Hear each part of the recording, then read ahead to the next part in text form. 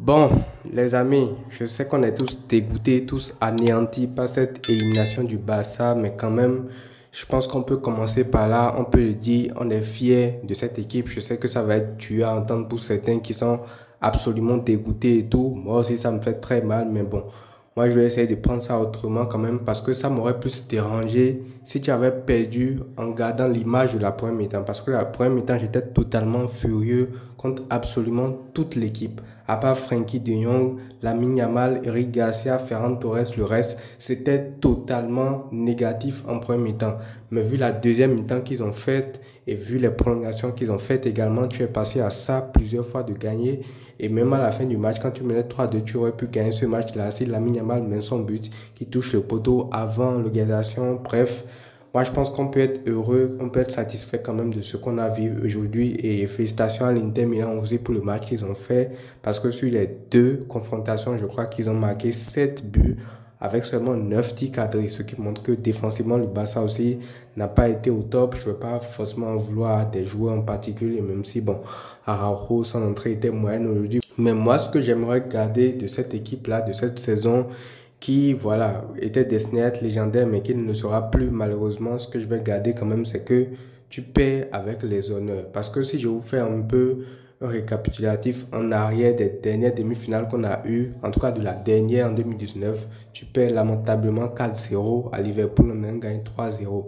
Aujourd'hui, tu vas à Giuseppe Meazza, tu as mené 2 buts à 0. Tu arrives quand même à remonter le score, tu reviens à 2-2. Tu marques le troisième but, tu passes à ça, de marquer le quatrième. Derrière, tu prends l'égalisation, c'est des choses qui arrivent. Donc, voilà, moi, je veux franchement féliciter l'équipe. Et en plus, il ne faut pas oublier que tu joues ce match-là sans tes latéraux titulaires, en fait. Tu joues ce match-là sans Baldé, tu joues ce match-là sans Jules Koundé, même si, bon, les remplaçants quand même fait assez le taf, mais avec tes titulaires, peut-être que ça aurait été différent. En fait, on ne le saura jamais, mais bon, moi, j'ai quand même envie de dire que je suis fier de cette équipe, fier de leur parcours, fier de ce qu'ils ont fait jusque-là. Et encore une fois, félicitations à l'Inter Milan. Maintenant, on va revenir sur les performances individuellement des joueurs. Moi, j'ai envie de commencer par un joueur en particulier et même pas sur le match d'aujourd'hui seulement, mais sur l'ensemble des deux confrontations. J'ai envie de parler tout simplement du match de Lamine Yamal qui, pour moi, je pense que si jamais le PSG ne gagne pas la Ligue des Champions au bout avec un Dembélé qui marque vraiment de buts, je pense que Lamine Yamal finit ballon d'or en fait de la saison.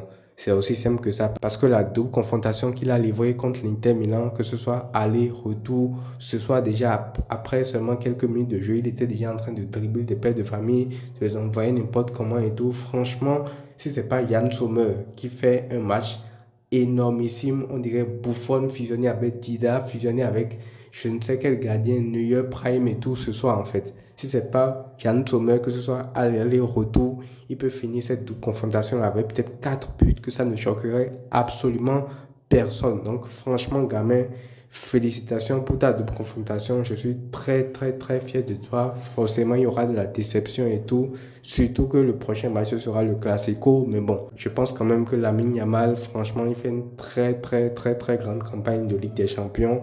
Et je pense que personne ne lui en droit ce soir. Maintenant, pour revenir sur d'autres joueurs, moi, Rafinha, franchement, il m'a déçu.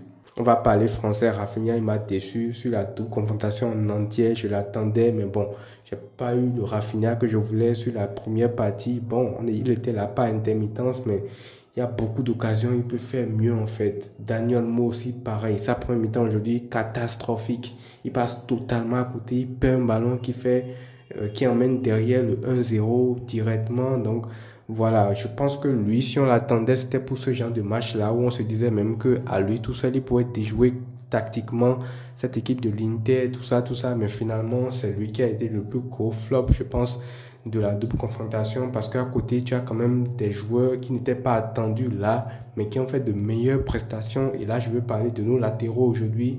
Gérard Martin, certes, il fait une première mi-temps catastrophique, mais derrière, il te fait deux passes, des coups sur coup. Sur la deuxième mi-temps, il aurait même pu faire une troisième si Eric Garcia avait marqué. Et les deux latéraux aujourd'hui, j'ai envie de les saluer parce que Eric Garcia aussi de son côté, il fait un match solide. Il marque un but énormissime, fantastique le but qu'il marque, Eric Garcia. Et derrière, forcément, voilà, tu as la performance des autres qui ne suivent pas. Et tu as l'Inter aussi, franchement, qui est en face de faire leur match de leur vie. Mais franchement, la capacité qu'a cette équipe de Hansi Flick à revenir à chaque fois, moi j'ai envie quand même de la saluer franchement parce que certes aujourd'hui finalement tu as éliminé mais la capacité que tu as déjà à la mi-temps, moi je m'étais dit être mené 2-0 au Giuseppe Meazza va gagner là-bas pour voir ce que ça donne en fait. Dans l'avant-match on le disait sur le Barça a mené d'un but et tout ça va être compliqué mais là être mené 2-0 à la mi-temps, qui parmi vous aurait cru que le Barça allait revenir à 3-2 en fait?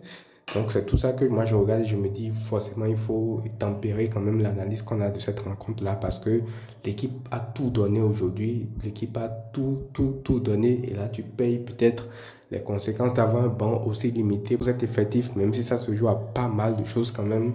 Yann Sommer qui était en mission, frérot, c'est quoi le projet en fait? C'est quoi le projet? Ce gardien-là, il a le temps de faire des matchs du siècle souvent. Moi, je pense que s'il ne finit pas meilleur gardien de l'année, ce sera un scandale en fait. Parce que, ouais, je suis dégoûté de l'élimination, c'est un joueur de l'Inter et tout, mais les parades qu'il te fait sur la double confrontation, je pense que ça va compter sur la victoire finale de l'Inter ou pas en fait. À la Ligue d'hier, il te soit une parade sur le doublé que Lamine Yamal doit mettre. Aujourd'hui, il te soit une parade en 1v1 contre Eric Garcia. Après, il te soit une frappe venue de nulle part de Lamine Yamal. Derrière, il t'enchaîne encore une nouvelle parade et tout. Donc, franchement, Yann Sommer, moi, j'ai rien à dire. Globalement, l'Inter Milan aussi, j'ai rien à dire. Dumfries qui fait une double confrontation de fou sur les 7 buts. Je pense qu'il est décisif dans 5 de ces buts-là. Donc, voilà, du côté de l'Inter, on ne peut pas dire que c'est volé, même si, bon, pas mal de choses m'ont dérangé concernant l'arbitrage, mais moi, je ne veux pas revenir sur ça globalement parce que j'ai été fier quand même de la réaction de toute l'équipe, de Hansi Flick, qui a fait confiance quand même à Gérard Martin après la première mi-temps. Moi, je me disais, mais il faut des sorties et tout, mais bon, finalement, il a laissé, il a eu raison, il a fait cette deux passes D, donc voilà, moi je suis déçu, anéanti, mais pas au point de tomber sur des joueurs, de les insulter et tout, même si, bon, on peut quand même le dire, l'entrée de Ronald Araujo, elle est catastrophique, tout simplement. Déjà sur le quatrième but, c'est lui qui se fait mélanger par Marcus Thuram, qui a joué 100 et quelques minutes à ce moment-là, alors que lui, il est rentré en jeu. Il n'a pas du tout été serein.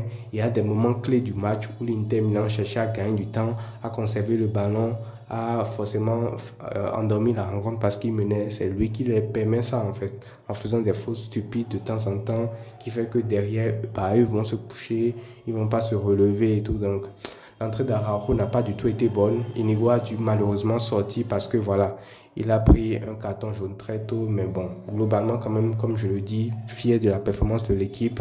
La saison ne sera malheureusement pas ponctuée par Ligue des Champions qu'on attendait depuis 10 ans.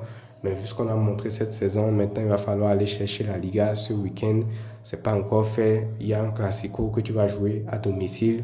Avec cette élimination-là, on ne sait pas trop comment les joueurs vont aborder ce match-là mentalement. Mais bon, ce sera quand même autre chose. On en reparlera après dans l'avant-match. Mais ce soir, ça fait quand même vraiment mal parce que cette année, franchement, tu avais tout pour gagner cette Ligue des Champions-là. Peu importe qui tu rencontres, peu importe les scénarios, tu arrives à te relever, tu arrives à faire tout ça. Mais aujourd'hui, il a manqué les détails en fait. Et c'est pour ça aussi qu'on dit que souvent la Ligue des Champions, c'est les détails en fait.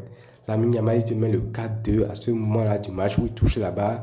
C'est terminé, on n'en parle plus. On a déjà fini le débrief depuis, on est déjà passé à autre chose. On pense déjà à l'adversaire de la finale, mais bon, le football d'aujourd'hui, tant que c'est pas plié, tant que l'arbitre n'a pas sifflé la fin, il faut vraiment décidément rien dire. Donc voilà les amis, c'est tout pour ce débrief-là. Franchement, je suis dégoûté, mais bon, c'est la vie, c'est le football, c'est secondaire après tout. Même si on est déçu, la vie va continuer. Donc voilà, on va juste aller terminer la saison décemment maintenant avec la Liga qu'on jouera dès ce samedi, comme je l'ai dit, contre le Real Madrid en Liga. Donc voilà les amis, c'est tout pour cette vidéo. N'hésitez pas à me dire ce que vous en pensez dans les commentaires. N'hésitez pas à vous lâcher en commentaire, laissez vos messages. Qu'est-ce que vous pensez de ce match? Dans quel état d'esprit vous êtes actuellement? Est-ce que vous êtes détruit? Est-ce que ceci, cela? J'aimerais vraiment vous lire par rapport à tout ça parce que voilà, même si ça s'arrête là en Ligue des Champions, on a quand même fait une très grande campagne. Et voilà, j'aimerais beaucoup vous lire par rapport à ça, vos impressions, vos avis, vos retours par rapport à tout ça. Prenez tout soin de vous et à très vite.